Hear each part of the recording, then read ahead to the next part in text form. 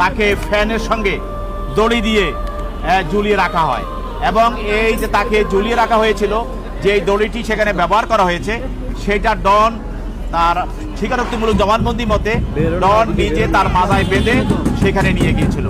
29 বছর ধরে একই কথাই বলে আসছে, আর সালমান বিষয়ে কোনো কথাই বলতে চাচ্ছি না। আমি 29 বছর পালাইনি, এখনো পালাবো না, আমৃত্যু এখানে থাকবো। সালমান শাহকে ফ্যানে ঝুলাতে দড়ি এনেছিল ডন। 30 বছর পর উদ্ঘাটিত হলো সেই গোপন ছক। ঢালিউডের অমর নায়ক সালমান শাহর মামলায় উঠে এসেছে আরও এক চাঞ্চল্যকর তথ্য। মামলার 4 নম্বর আসামি অভিনেতা আশরাফুল হক ডন গ্রেপ্তার হওয়ার পর আদালত ও তদন্ত প্রক্রিয়া একের পর এক বিস্ফোরণ বয়ান সামনে আসছে।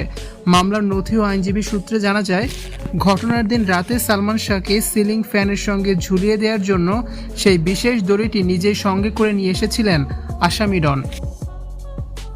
জানা যায় 1996 সালের সেই কালো রাতে চিত্রনায়ক সালমান শাহকে চিরতরে সরিয়ে দিতে একটি সুনির্দিষ্ট পরিকল্পনা সাজানো হয়েছিল। এই ব্লু প্রিন্টের অন্যতম অনুঘটক হিসেবে কাজ করে প্রভাবশালী ব্যবসায়ী আজিজ মোহাম্মদ ভাই, রিজভি ও ডন গং। ঘটনাস্থলে আসামিদের স্বীকারোক্তি ও জবানবন্দির ভিত্তিতে প্রসিকিউটর জানায়, সালমান শাহকে অচেতন করে ঝুলানোর জন্য ডন নিজেই সেই দড়িটি তার মাজায় বেঁধে নিয়ে এসেছিল।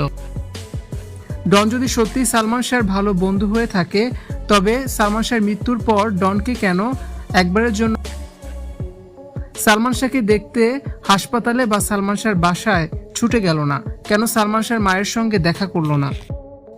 যা কিনা অন্যতম বড় প্রমাণ বলে মনে করছেন তদন্ত সংশ্লিষ্টরা।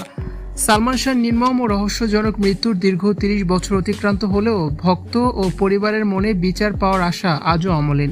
বিমানবন্দর থেকে ডনের গ্রেফতারি এবং সিআইডির হাতে তার 10 দিনের রিমান্ড মঞ্জুর হওয়ার পর এখন বহু অমীমাংসিত প্রশ্নের সত্যতা বেরিয়ে আসতে শুরু করেছে।